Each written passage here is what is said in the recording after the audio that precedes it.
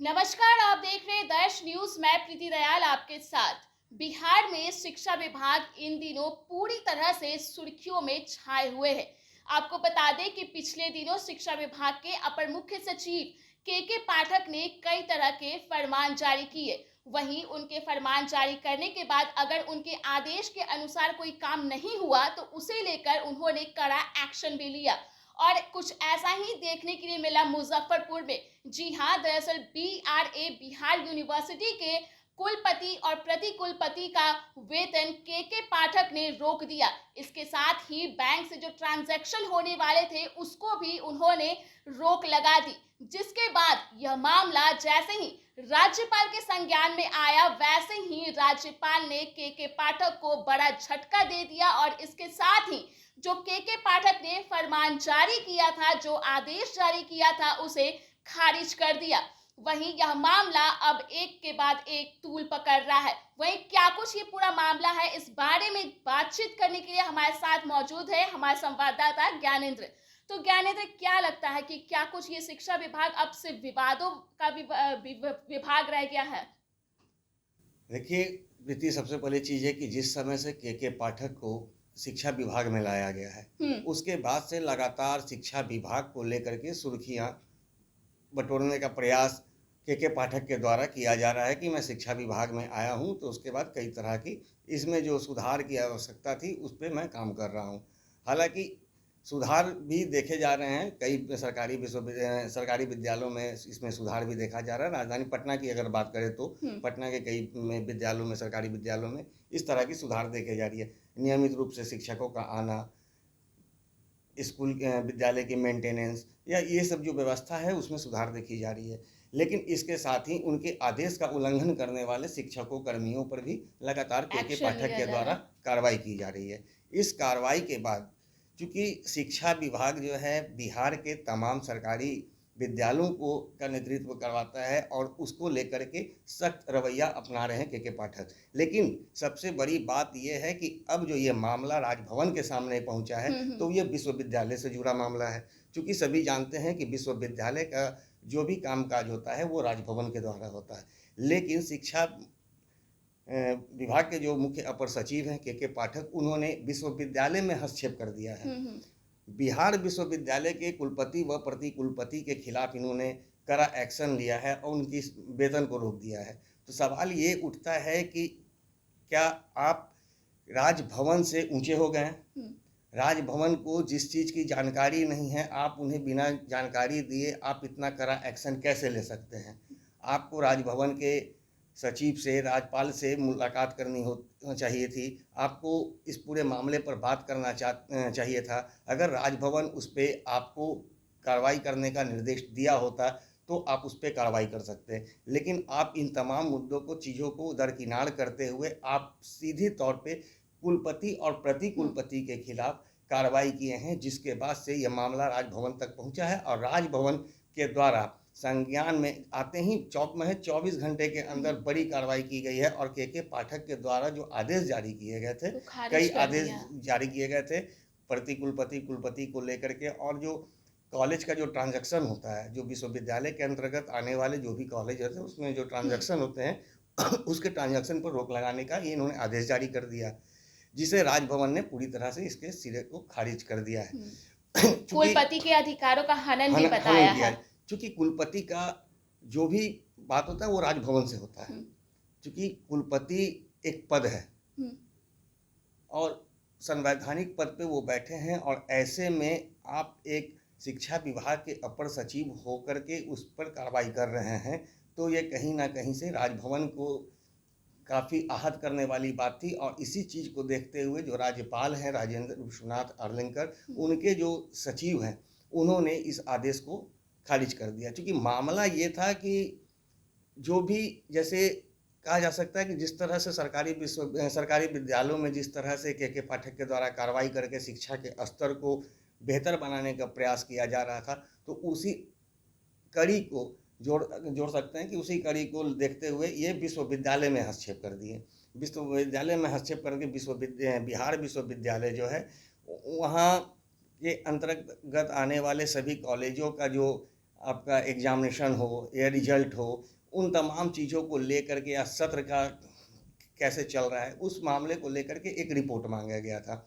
लेकिन कुलपति और प्रति कुलपति के द्वारा मुझे नहीं लगता है कि इस तरह के कोई मामला में शिक्षा विभाग को हस्तक्षेप किया जाता है या फिर शिक्षा विभाग को रिपोर्ट देनी पड़ती है। इन्हें जो भी रिपोर्ट देनी होती है वो राजभवन को देना होता है। लेकिन जब उन्होंने कहा था कि शिक्षा विभाग को ये रिपोर्ट आपको देनी है, तो कुलपति और प्रतिकुलपति के द्वारा वो रिपोर्ट इन्हें नहीं दिया गया, जिससे ये नाराज हो गए और उसके बाद कुलपति व प्रतिकुलपति का वेतन तो रोक ही दिए, साथ में विश्वविद्यालय के अंतर्गत जो भी कॉलेज से जो ट्रांजैक्शन होते हैं, छात्रों के पैसे जमा होते हैं या फिर किसी फंडिंग के लिए बैंक जो परमिशन होता है कि इस बैंक के अंतर्गत आपको लेन देन करना है विश्वविद्यालय के कामकाज के लिए, तो उन तमाम चीज़ों का ट्रांजैक्शन भी रोक दिया गया है। जिसके कारण ही अब राजभवन में मामला पहुंचा कि आप ठीक है, आप शिक्षा विभाग के मुख्य अपर सचिव हैं, लेकिन आप विश्वविद्यालय के कार्य में आप हस्तक्षेप नहीं कर सकते हैं बिना आप राजभवन के इजाज़त के। लेकिन आपने बिना इजाज़त लिए इस तरह का आदेश जारी कर दिया है, जिसके बाद से ये काफ़ी आहत पहुंचाने वाली बात थी राजभवन को।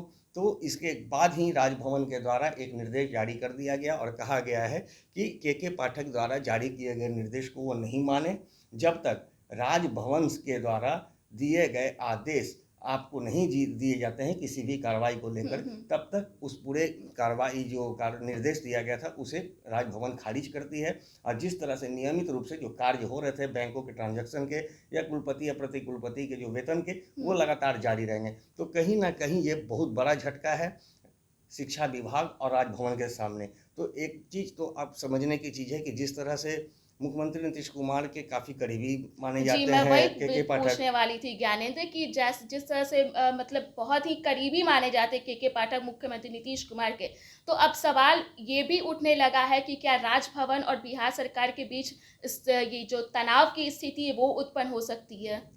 निश्चित रूप से देखिए, सबसे बड़ी चीज़ है कि नीतीश कुमार के करीबी हम नहीं कह सकते हैं, क्योंकि अधिकारी कोई भी होते हैं तो वो नीतीश कुमार मुख्यमंत्री हैं तो उनके अधीन ही काम करना है। लेकिन इतना सभी लोग जानते हैं कि के पाठक एक सख्त IPS अधिकारी है और उन्होंने कई विभागों में भार लिया है और उसमें काफ़ी बेहतर काम किया है। और शायद शिक्षा विभाग को बेहतर करने के लिए मुख्यमंत्री ने उन्हें शिक्षा विभाग का कमान सौंपा है।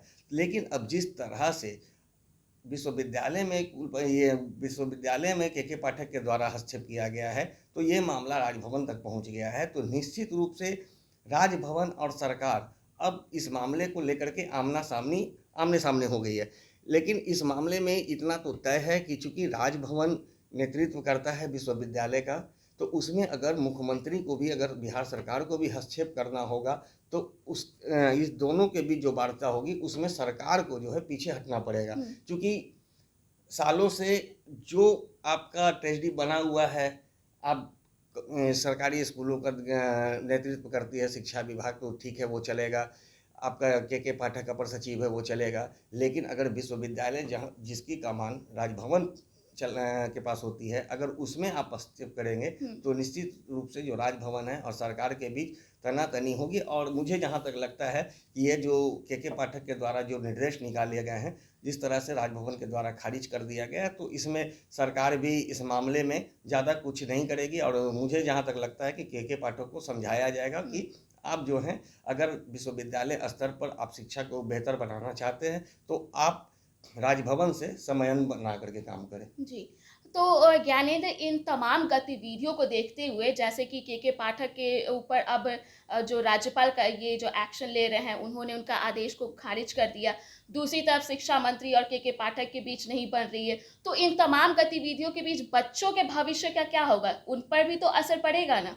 देखिए, निश्चित रूप से बच्चों का असर तो ठीक है कि आप देख रही हैं कि शिक्षा विभाग को लेकर के अभी लगातार जिस तरह से चर्चा का बाजार गर्म है। पहले अब शिक्षा विभाग के मंत्री चंद्रशेखर सिंह के द्वारा कई बार विवादित बयान दिए गए थे शिक्षा को लेकर के, कभी रामायण को लेकर के, तो उस समय से शिक्षा विभाग के जो मंत्री है चंद्रशेखर सिंह, वो विवादों में रहे हैं।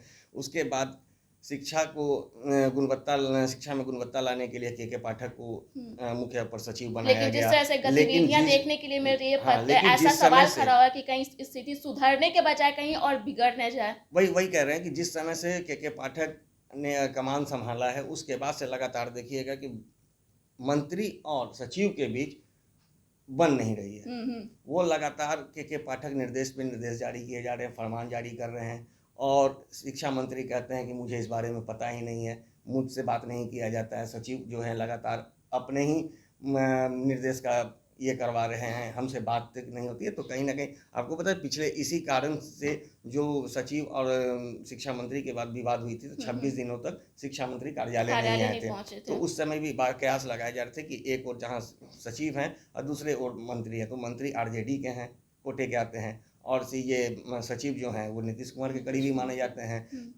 तो महागठबंधन की सरकार है, दो गठबंधन के दो लोग एक जगह बैठे और एक ही विभाग में रहते हुए अगर तनातनी की स्थिति में काम किया जाएगा तो निश्चित रूप से शिक्षा प्रभावित होगी, छात्र प्रभावित होंगे, शिक्षक प्रभावित होंगे, कर्मी प्रभावित होंगे। क्योंकि आप देखिए जिस तरह से के पाठक के द्वारा जो कार्रवाई की बात की जा रही है, शिक्षकों को लेकर के लगातार कार्रवाई की जा रही है, तो इससे शिक्षक संघ और शिक्षकों में भी के पाठक को लेकर के आक्रोश है। हालांकि आम जनता की अगर बात करें तो आम जनता में के पाठक को लेकर के काफ़ी खुशी है कि के पाठक अच्छा काम कर रहे हैं। निश्चित रूप से काम अच्छा किया जा रहा है, बेहतर किया जा रहा है। कम से कम राजधानी की जो सरकारी विद्यालय हैं या सुदूर क्षेत्र के कुछ ग्रामीण सुदूर क्षेत्र में जो विद्यालय हैं उसमें भी जो है तो सुधार देखने को मिल रहा है। तो लेकिन जिस तरह से के पाठक काम कर रहे हैं, मुझे नहीं लगता है कि नीतीश कुमार इस पर कोई संज्ञान लेने वाले हैं और नीतीश कुमार इन पे कोई कार्रवाई करेंगे। जी, तो धन्यवाद ज्ञानेंद्र। तो शिक्षा विभाग में इन दिनों हड़कंप मचा हुआ है, एक के बाद एक फरमान हो रहे हैं, तो कई फरमान को खारिज कर दिया जा रहा है। लेकिन इन तमाम गतिविधियों के बीच अब तक प्रदेश के जो मुखिया है नीतीश कुमार का बयान सामने नहीं आया है।